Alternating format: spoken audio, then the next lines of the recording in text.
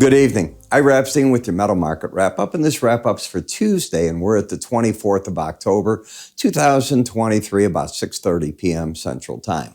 I hate to use the term warmonger, but that seems to be what the metals want.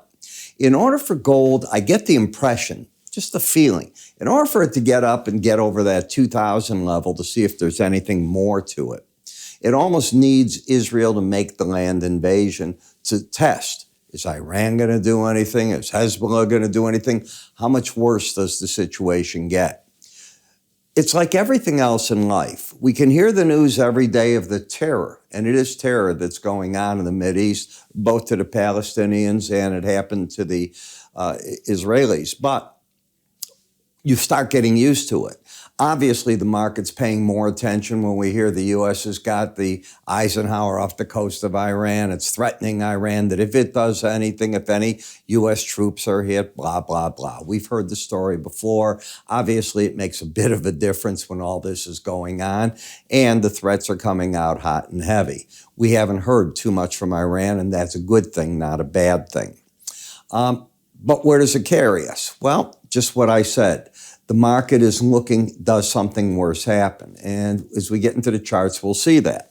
The same is sort of going on in the energy markets. We have slipped back a couple of dollars from where we were. We were recently in the Brent in the 90s, the low 90 area. We've given something back there, and we've had 3 days in a row of lower prices. That's because the threats don't feel as though they're going to materialize beyond what Israel and the Palestinians and the Hamas obviously go through. There's three parties in that, and it's pretty nasty. So when we take a look at gold by itself, the chart has got bullish bias as it's staying over the 1927 level, which I call my line in the sand. Simply put, when the market's over the 18-week average, I have a bullish bias. When it's under it, a bearish bias. Bias is a filter for other technical studies. It is not a go out and buy or a go out and sell. It's one of the check marks that if other parts kick in, you're with it. When we look at the daily chart, we still have this gap. No other gaps on the chart are sitting there. So we've got just a gap. It's no more than that. The market has gone up and it's given us a pattern of higher lows on the swing line. Remember, this brown line connects the prior day to the current price. It looks at 5 steps, higher highs, lower lows, inside days or an outside day up or an outside day down. Actually quite simple. I created it as a magic trick for my son when he was 13. He's 38 now.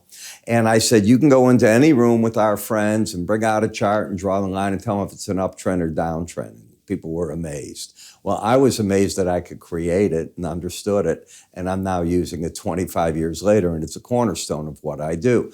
You watch financial TV? How often do you hear them say we're making lower lows, lower highs, or higher lows, higher highs? It's all the time.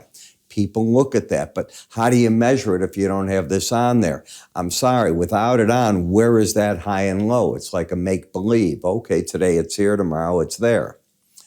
When I take a look at moving averages, I have expected resistance, and I mentioned it to all of you, on the first challenge of the 100-day and the 200-day moving average of closes. We got it. Add to that the next resistance point of the Bollinger Band. So the three of them, if you think about it, have corralled the rally in the market. The market hasn't broken down. It's not a market that's saying, hey, I've peaked out and I want to come down just yet. And it's actually gotten very quietly. Let me be quiet. Quietly, it's got the bullish embedded reading. Until that is lost, surprises to the market typically, can't say every time, typically are to the upside. So you've got bullish bias, you got the swing line up, the trend line up, and you've got the most important tool of all, in my vernacular, the embedded reading. And until the red line closes under 79, I look for the market to try to advance. When I look at the gold-silver ratio, you have flipped once in the past few days where I actually turned everything silver, and then the market intraday came right back with getting back over that red line. When you're over the red line, the demarcation, you need more and more ounces of silver. That's how many you need to get 1 ounce of gold. When you get under it, it's the opposite. That's my line in the sand. So when I look at silver, unlike the gold, it hasn't gotten up completely there, but you could argue with me the opposite. You could say, Ira, yes, it did. If we take a look here, that just is more spread out. I buy into your argument. But here's the argument that you don't have. You don't have an embedded reading, the strongest of the tools.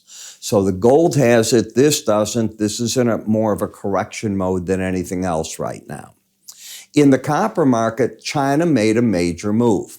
China has been running their economy in the tune of saying, hey, we've got X amount of GDP, our debt cannot exceed 3% of that.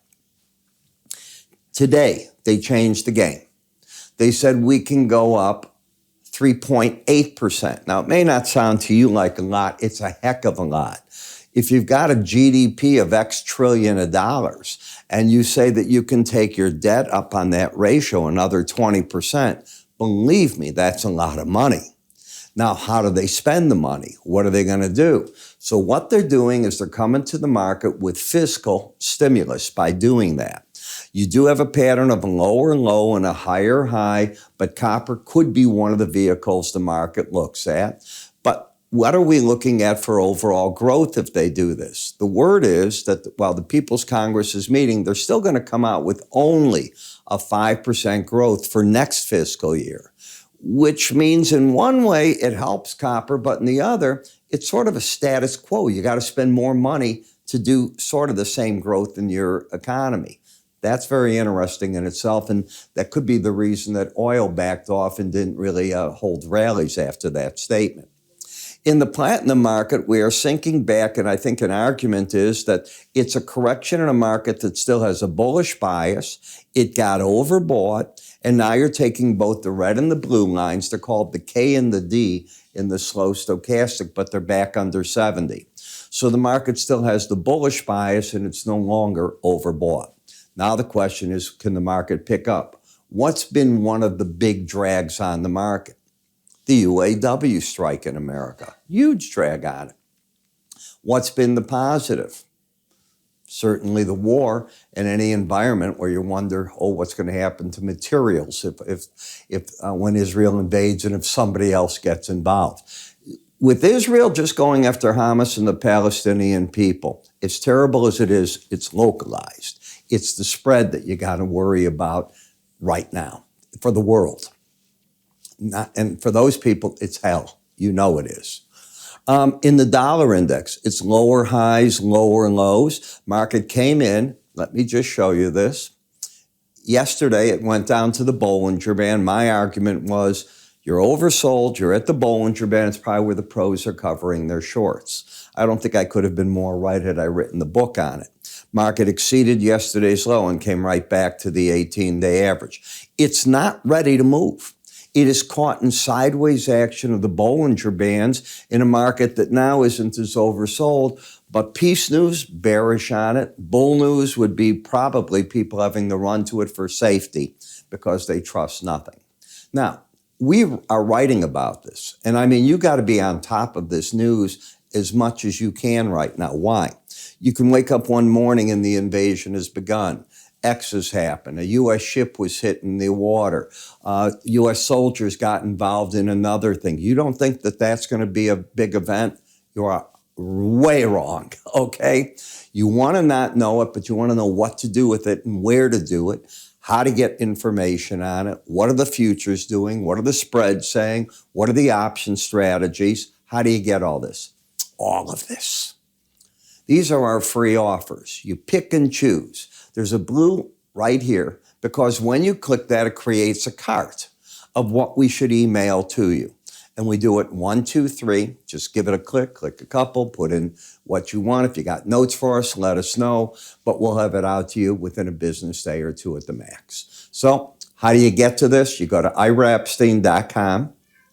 You can also move your cursor to the very top up here at any point in time and do it. Again, it's iraepstein.com. Hope you take advantage. Take care.